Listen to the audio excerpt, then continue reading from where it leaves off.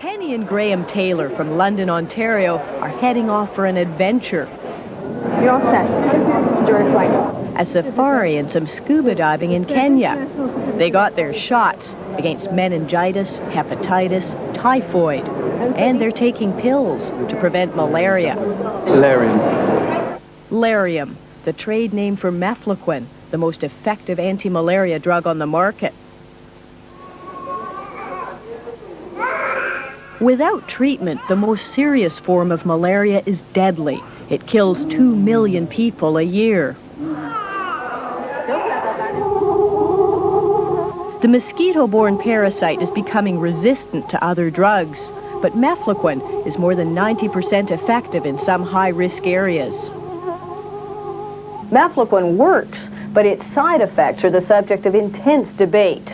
Minor reactions like insomnia and dizziness are common, but some people have reported hallucinations, severe depression and anxiety, even seizures and convulsions after taking mefloquine. It was, of course, a shocking, terrifying thing for me. He's talking about what happened after he took mefloquine. Today, John Lysick is a medical student in Kingston, Ontario. 2 summers ago, he was doing field work in India. He took 3 mefloquine pills, then realized something scary was happening to his brain. I was very fatigued, very dizzy, had ringing in my ears, I was having balance problems. And in fact, one day I actually had hallucinations. I had the feeling, first the feeling of bugs, ants was the first time, crawling over my body. And later on I had the same thing, except it was a visual hallucination of actually rats running over my feet. Some of the panic attacks were very severe. Julius Peacock used to love covering war zones for Britain's BBC, but after he took just 2 mefloquine pills, I just could not cope. First he got insomnia, then came severe panic attacks. And I'd either smash whatever it was I was trying to do, or try and smash my head. Why doesn't this stupid head work? It could do this last time, and I'd just beat myself up, physically smash myself in the face and in the head.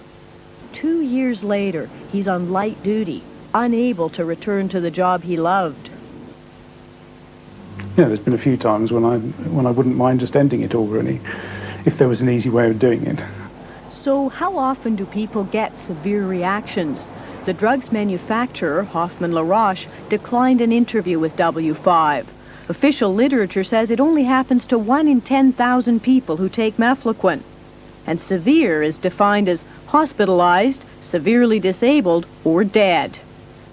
So how does that tally with this? Julius Peacock and these people, hundreds of them, who've launched a class action suit in Britain against the manufacturer. They claim they weren't properly warned about mefloquine's side effects and that it's ruined their lives. In June, 250 of them appeared on Watchdog, the BBC's consumer show. I was a perfectly healthy, fit young woman of 26.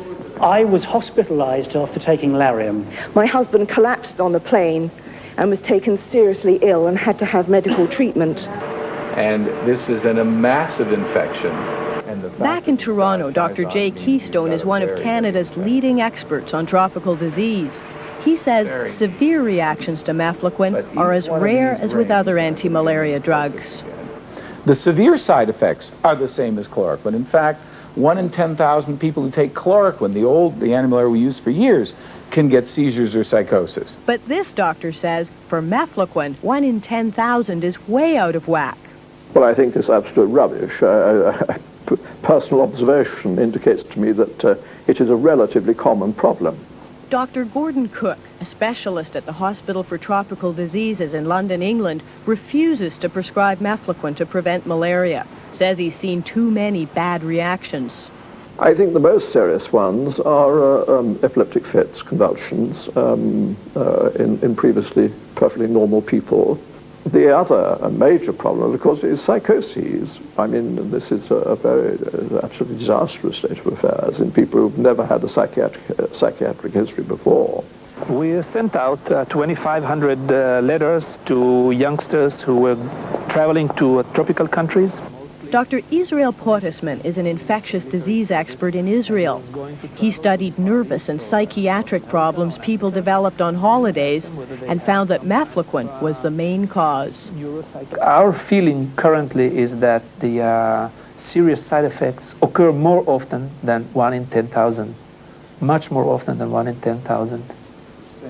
But Dr. Keystone believes it's new information about moderate side effects, like irritability and insomnia, that's made people overreact.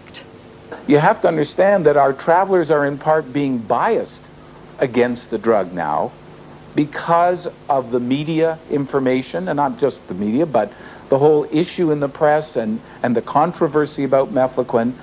Once you do that, you then markedly increase the side effects of a drug. Dr. Michelle Brill-Edwards was a drug regulator for Health Canada when the department first assessed mefloquine. She doesn't think people are overreacting.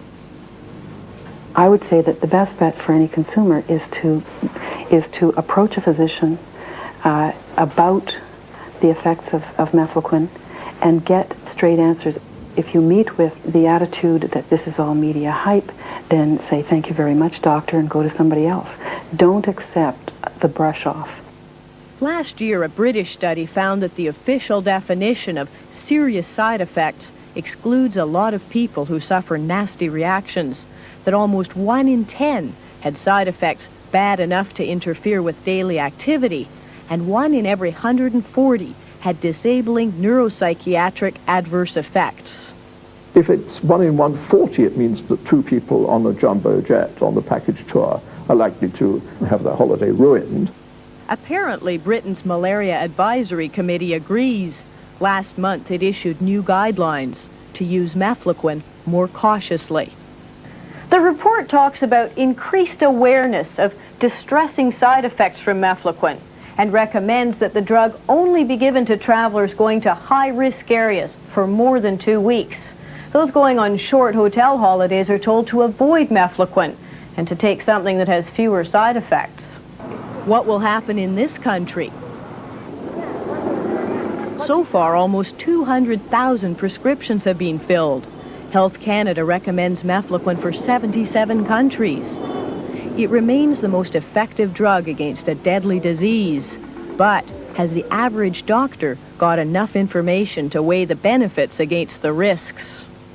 There's a tendency of physicians to ignore the fine print and to accept the influence of their more experienced colleagues. But very often the attitude of the experts is far too relaxed, and there's a tendency when the evidence of damage starts to show up to say, oh, well, that's not the drug. John Lysick is feeling healthy again, but wishes he'd been told more before he took mefloquine. I think a number like 1 in 10,000 did give me very much a false sense of security, because when I felt the onset of the initial symptoms, I quickly wrote them off as being something else. I've never had a health problem before in my life. Why would I be that 1 in 10,000?